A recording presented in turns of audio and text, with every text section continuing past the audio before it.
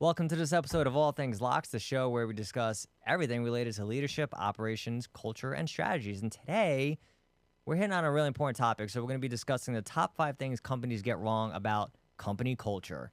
Love it. One of my favorite topics. And so Antonio, we've worked with a lot of businesses, and, culture has become almost like this new thing, right? Even though it's been around for decades, but it still fascinates me, and I know it fascinates you as well when we're working with people, how much they get wrong about culture and the misconceptions that especially a lot of owners have as it relates to what company culture looks like for them. So let's kick it off. What's like one of the biggest things that you typically see that ownership is getting pretty much completely wrong about what they think culture really is? So one of the things I think people get wrong a lot is that they don't have influence, that it's a direct byproduct. Culture, whether you like it or not. What do you mean by that, though? So if it being a byproduct? Yeah. That they have no hand in the byproduct, in the creation of it. That just happens. It just happens. Okay. Yeah. It's just like, I don't have a hand in that. It's just what my personnel go through. Gotcha. Okay. And that is not the case. If anything, your culture oftentimes, like, it is just a direct reflection of you as a business owner 100%. Through and through. And I would argue, like, it's been around. Culture is the environment in which your personnel are living. It's positive, it's negative, it's weird, it's toxic, it's chaotic, whatever. Whether you're a company in the 1700s or whether you just started, culture is culture. And I do think that business owners, like, that is one of the last things that they consider or they even think about. And they realize, like, why I'm running, like, they don't realize, like, why they're running into certain issues with staff members, with timeliness, with punctuality, with effort. And a lot of it has to do with culture. If anything, all of it has to do with culture. And I think now, to your point, is that there's more of a spotlight on it, is because when you dial that in, you can measure productivity, you can measure efficiency, you can measure inefficiency. There's a lot of things you can measure based off of the quality of your culture. Yeah, man. So when you're, we're going to touch on some of those maybe KPIs or, return on investment as it relates to building out a great culture. What's a big mistake that you see? Just in the way that owners, you mentioned the aspect of that it's organic. Yeah, and it's just, hey, my staff kind of determines it. But what's a big thing when owners try to start improving their culture that you're just looking at it saying you just don't get it and you're getting it completely wrong? The answer to that is, like, kind of take your pick. You can have some people that all of a sudden they have this Jekyll and Hyde syndrome where throughout the entire time of their business, they're behind a desk, they're in an office, they're kind of secluded, they're caved away. And then all of a sudden we're running meetings and they're happy clappy. That is a jarring experience for people. Also, if there's sudden changes, that can have that jarring experience, which is harder for people. So I think sometimes, like, one of the good things that people can do is that when they are recognizing that I got to make some shifts in my culture, it's figuring out what points makes it actually a little bit easier to start build momentum for that culture. So it's like, you don't want to dive in without any lube sometimes, like, but it depends on the business. There's so many variables to this on what can move the needle to improve, how people behave in your business. Yeah. I find this, and we're talking in an instance about, hey, I've recognized I need to maybe make a change. Yeah. And I want to start doing things a little bit differently. And I know I've been in that scenario where I had a fucking terrible culture, and then it was, hey, I'm going to change now. And it was just a lot of skepticism. So it's, like you said, taking those small little movements so it's not so jarring, where it's just you go from being maybe overbearing and micromanaging, and I'm talking to just about myself hands here. off. Yeah, well, and then it's just, hey, I'm like the nicest guy going, and it's like, okay, no, you're not. One of the things that I, definitely see a lot of companies do, or a lot of at least individual owners, is thinking that perks and things like money, and even some stupid shit around the office, toys, like ping pong table, like, it's like people think that doesn't happen, does it? It's like, yes, like, or Pizza Fridays is going to make up for the 39 hours of shit you put your staff through the rest of the week, that they're going to say, okay, I got free pizza on Friday, so we're good. So it's this aspect of just thinking that culture is more about perks and the actual principles. Yeah, What yeah. do you think about that? No, I do agree because if there's a stinking attitude, if there's no gratitude, if there's people that aren't fulfilled in your workforce, do you really think giving them a ping pong table is going to change that? It might be a release, it might be fun, but just like with anything, people get bored of that stuff. You know, you're adding a vending machine, like okay, you're adding, like what are you doing, right? Yeah. So it doesn't sweep under the rug some of the things that you should be responsible for as an organization. But I would say that if you are, considering that, I think a really good segue into that, the ease in, is doing a survey. Is literally telling your team like, hey, we want to make some adjustments, some improvements here. We love what we're doing, but as the business progresses, we have opportunities to get it better. So we want to send over a survey. Yeah. It's 5 minutes. Some people, they do it anonymously. Other organizations, you want to have titles in place. So if, let's just say, your general manager and your director of operations and your CFO and your COO are saying culture is 2 out of 5, but you have the rest of the staff is saying 5 out of 5, there's a disconnect, and that tells a story. So I think surveys are a really good place to begin, just to get an accurate temperature gauge of what's going on in your business. I'm really glad you brought that up, because then there's been business owners that we're working with, and just some others that even we're not, but we talk to, and it's just, hey, I don't get it. I'm giving the staff X, Y, and Z, and they're not using any of it. And then it's, did you talk to the staff about what they're interested in receiving? No, I didn't do that. That's such a big one, such a good point. Like some people, like they really value recognition and getting it in front of people. Not that they're conceited, not that they're this spotlight hog. It's just that's what fires them up. And you have other folks where if you do that, you actually can completely lose them as an employee. And I think that's one of the things that leaders need to develop, is understanding personality types. But there's a couple other things I think leaders can also get wrong. I mean, not leading by example is a big one. Can you elaborate a little bit on that? Yeah, and you mentioned a little bit about the beginning of just being consistent, right? And it's like the owner who says, I want my staff to be this kind of person. I want them to show up early, hold themselves, like be accountable, be driven, motivated, all these things, and then the staff's looking at the owner saying, well, you're none of that, right? Yeah. And that, to your point about where owners think it's the responsibility of the employees to dictate the culture, and not realizing that the person usually at the tippy top is the one that is determining what that culture looks like. So it's really a matter of, and we've talked to a few of them, right? It's just, I want them to be this, this, and this. It's, well, what are you being? What are the standards and values that are really critically important that is going to get everybody else honestly motivated to want to do their job? So that's for me, is just, and it's one thing about preaching versus doing, right? What are some good, like, high profile businesses that do that? There's a couple that come to mind. I think one of them is Steve Bauman, that owns the Los Angeles Clippers. Yeah. He's like a super fired up CEO, and that's really big in his organization. Like they are building out a new arena. The Clippers are super rowdy and loud now. Before they were really quiet compared to the Lakers.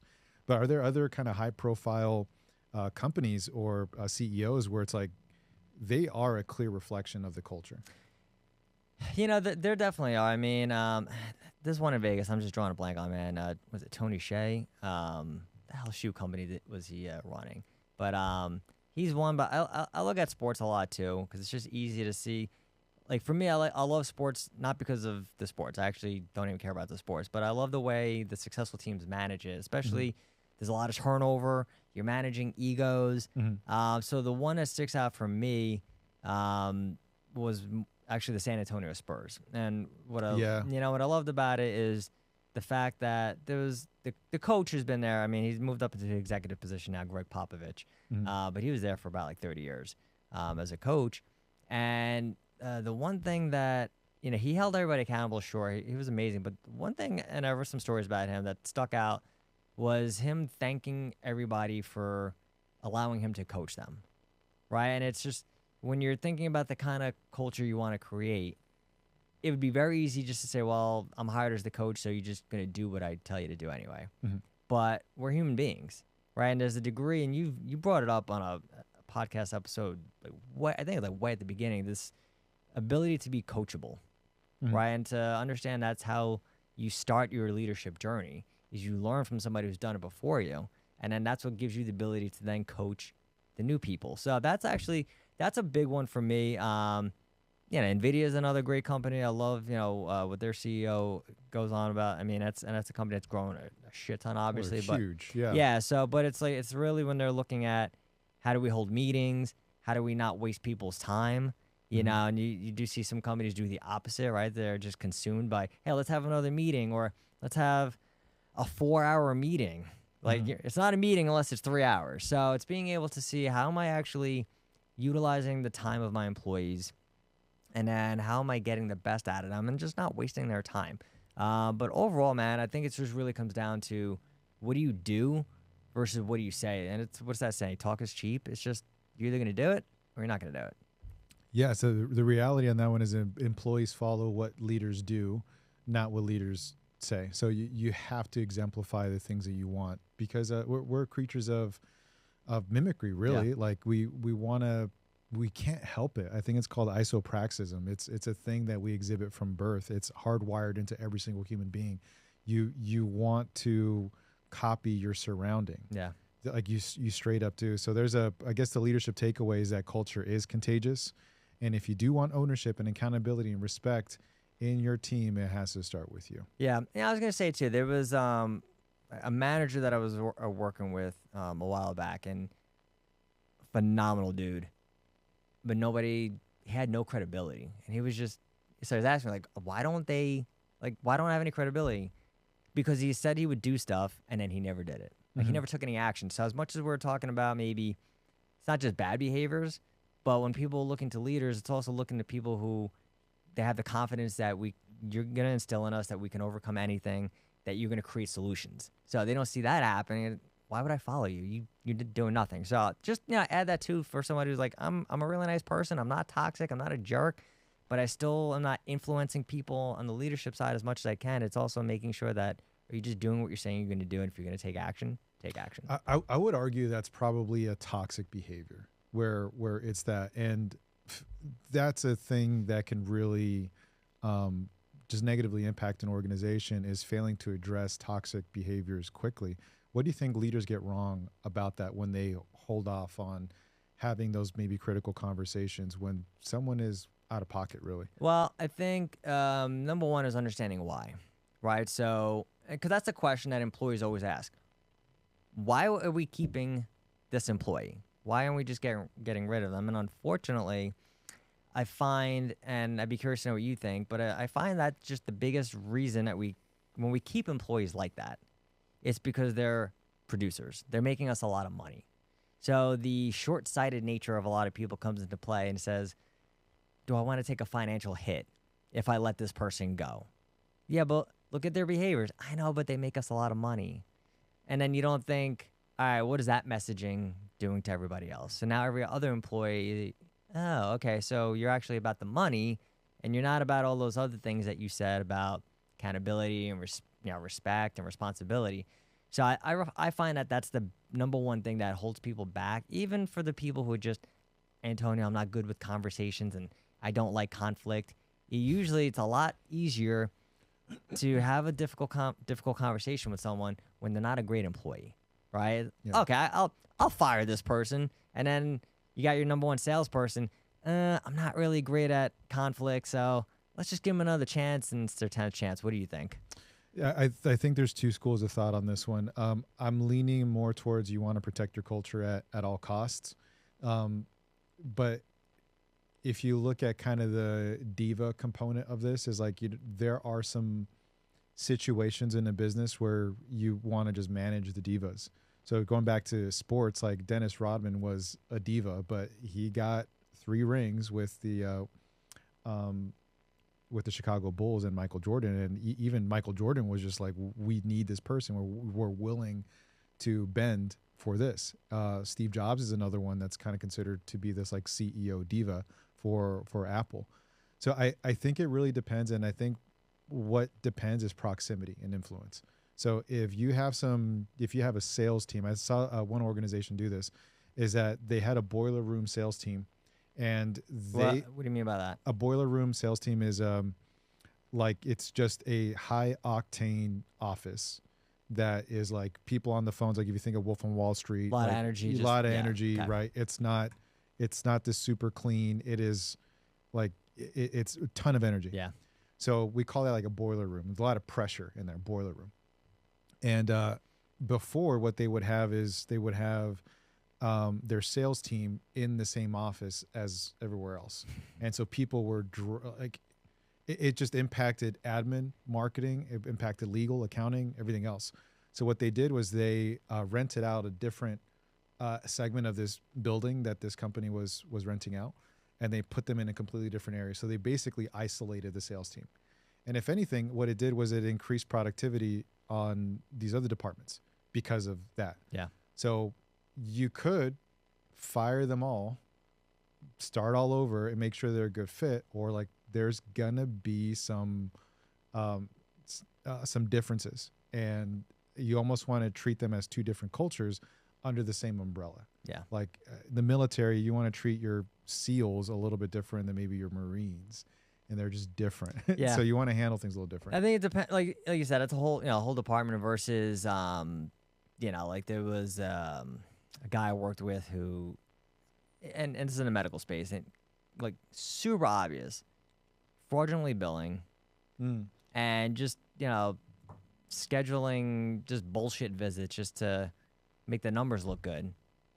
I'm like, why the fuck are we keeping this person? Yeah, that's because bad. then because then it's just again, well, he makes us a lot of money, he makes us a lot of revenue, but then every other person is just thinking the same thing. Like that's our culture is fraudulent billing, and so it's just again, it has to also factor in. All right, what is this telling everybody else?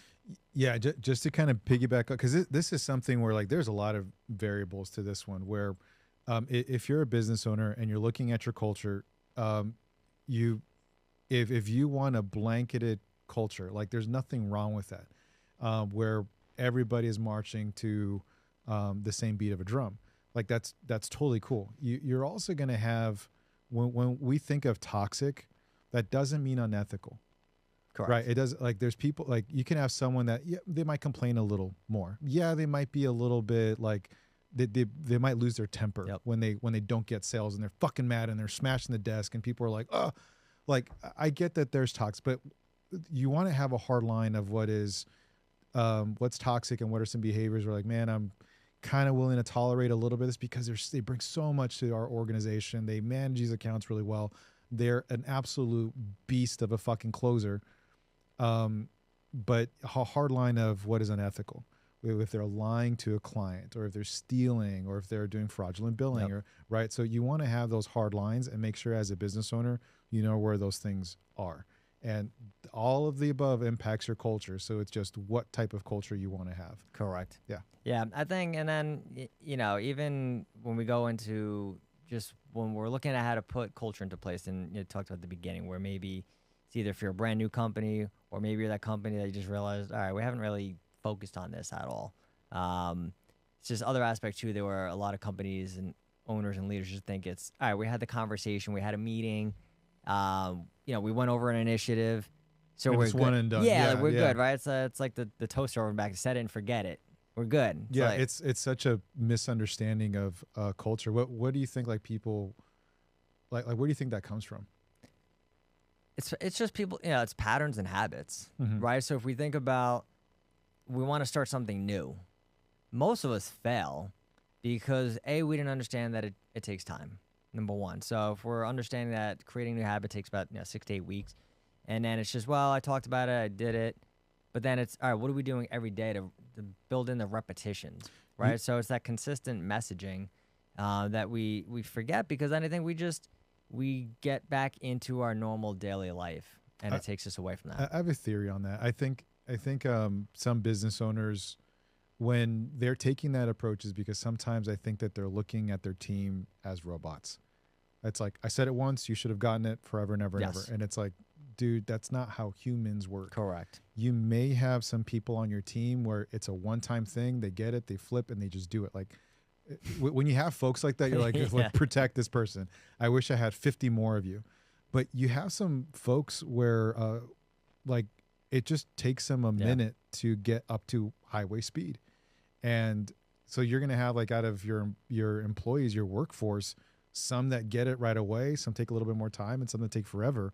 And so when you are drilling day to day, what it does is it compresses that time, and it's way easier to get up for the team to get up to highway speed, and not just everybody else. Because what ends up happening is, like, you have a third of your team that's at highway speed cruising, and then you have 2/3 of your team that are trying to get there, and that causes friction points. Yeah. You see that especially, like, around, like, CRMs and shit like that. But yeah, that's you very, know, very true. I'm glad you brought that up, because I'm like, and I'm laughing at myself, because then you talk to somebody and they do bring that up. It's, hey, I know this employee's been working here for 4 years, but I just talked to them for an hour and they haven't changed. It's like, have you Like, yeah. what? Like, did you hear yourself say that? They've been here for 4 years and you had a 1 hour conversation with them, and now you expect them to be completely on a different wavelength when it comes to the culture. So yeah, it's definitely a great point, and it's just an understanding that it takes time to essentially reprogram ourselves. So it's something that's consistent, and then even from the standpoint of, hey, okay, we're trying to change our culture around, and all right, fine, it's going to take us about 6 weeks.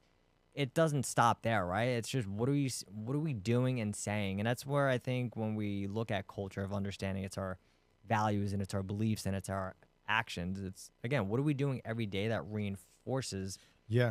It's almost like weight loss. Yeah. It's like, if you're overweight and you're obese, like, you're going to have to do some strategies to get you to a healthy place. Correct. But that doesn't mean you stop. Yeah. It doesn't, no, like, Wait, you got to continue long term? You have to find a good rhythm. Like, I totally get if someone is, losing 30 pounds and then, like, they're at their ideal weight. Like, they may not have to do what they did before, Yeah. but now they could cruise a little bit, but you still have to maintain something. You can't go back to the previous habits that created the obesity. That is 100%, man. It's the same thing. Like, the body is only a reflection of where you take the mind. Your business is a reflection of also where you take the minds of the people. So it's almost exactly, it is exactly the same thing. You want to maintain a standard moving forward. Nah, bro, it's so funny to say that, because that's exactly when I was working as a physical therapist, and I would treat patients. Yeah. And they would come back for the same complaint, or pain. So they come back in, maybe I treated them for low back pain, and then they roll in about 6 months later, and I'm like, so just what happened? It's like, how's it going with your diet? How's it going with your body mechanics, your ergonomics, and your diet and all that? Yeah, I stopped all that. I'm like, what? Yeah. So to your point, it's, well, I got better, so I thought I didn't need to do that stuff anymore. And that's exactly what I said. I was like, why would you go back to doing the shit that created the problem to begin with versus doing the things that actually fixed it? Dude, we can bring up so many examples. I mean, with people with medication, they're supposed to be on antibiotics for 3 weeks. They only take it for 10 because they got better, and then the disease or the ailment comes back harder than before. Or even in a romantic relationship, like, you're trying to work through maybe a rough season, you start doing things that are better for you and your partner, and then it got better, and then you go back. It's like, that's not good. Like, we're both married women with incredible wives, and like we have to do that. We have to kind of maintain and have that discipline. And I feel like what that does ultimately is, I think when people don't do that, they are ignoring that link between culture and the performance of their organization. Yeah. Yeah, for sure. Now, you said we're both married women. We're not, but anyway. No, but that's 100%, man. And then, going back to what you talked about a little bit at the beginning with regards to, and this is point number 5 we're hitting up on here, is the aspect of performance of the employees and how that relates to the kind of culture that you create. So touch on that, because you mentioned, productivity, and I think that's where a lot of business owners who are maybe just focused on the numbers, right? Yeah. It's just, I'm really all about the revenue, and culture is just, that's bullshit. I don't believe in it. I don't care about it. Now you're sort of talking to that person. So how are you linking culture with performance? Performance is what you measure. So you could have good performance or bad performance based off of the execution of the team or the execution of an individual. And part of that is high. It's actually all of it is impacted by the state of the person. If the person is in a phenomenal state, like imagine if you had, what would be a role in a company? Just anything. Sales, Yeah. marketing, sales. Sure. Cool. So So you have a sales guy A and sales guy B. They get the exact same leads, exact same everything, exact same time. But one comes in and they hate being there. They they have a bad attitude. They have friction points with other people. They feel like they can't, comment or connect with management. They're just miserable at their jobs. And you have the other salesperson. They're very grateful to be there. They're 15 minutes early. They're practicing their scripts. They do push-ups. They're just fired up. They enjoy the job. They enjoy helping people. They get a lot of fulfillment in being there. They have great connection points with some of their colleagues or all of their colleagues. They're just fired up. Like sleep is a nuisance. Like they just want to get up and just work. Like they're just fired up. Who do you think is going to bring more money to your organization? Who do you think is going to have a higher close rate? Who do you think is going to have a higher ticket value? Who do you think is going to have less problems with HR? Who do you think people are going to rally around? Who do you think leaves a good mark on your culture? Yeah. Right. Just because of that. And the thing is that the leadership of that organization has a direct impact on both those people.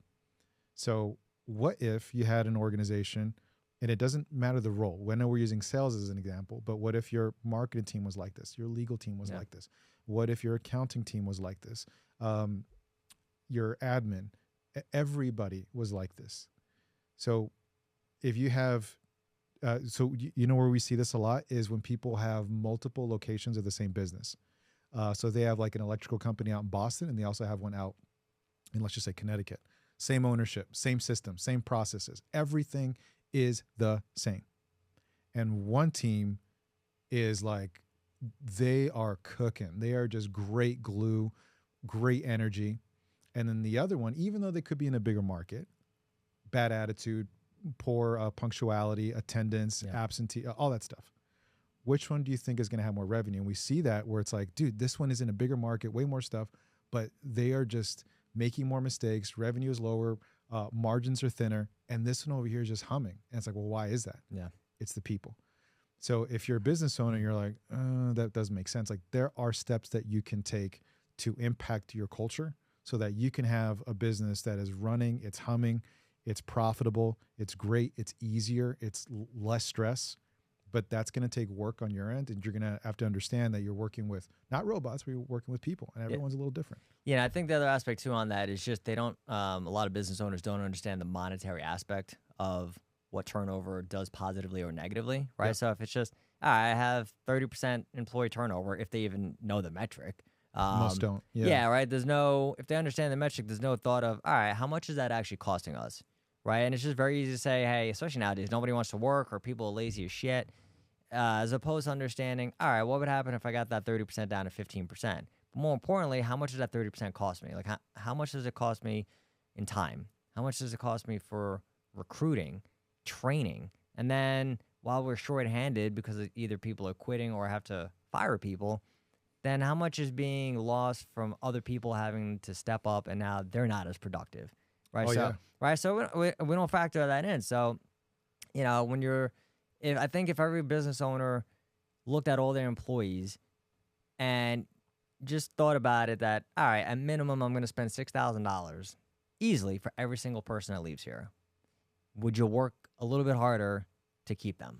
Yeah, and I think if you take that number, like if it's a 30% turnover rate and then we're knocking it down to like 15, so the expenditure needed for that 15, but what you're also saying is that there's another 15% where like it's good. You're coasting on that one. So there's consistency there. There's productivity there.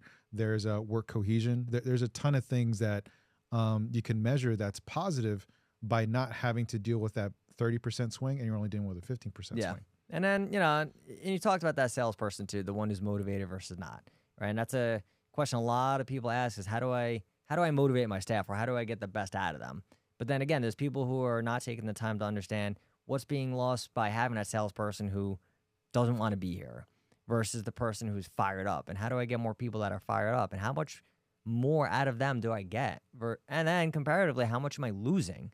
Yeah. So That's why, if you really look at it and said, hey, I'm getting about 40 cents to the dollar of productivity from my employees. Yeah. And then your competitor is maybe getting 70 cents on the dollar. Maybe you're like, it's not that big of a deal. It's almost double, right?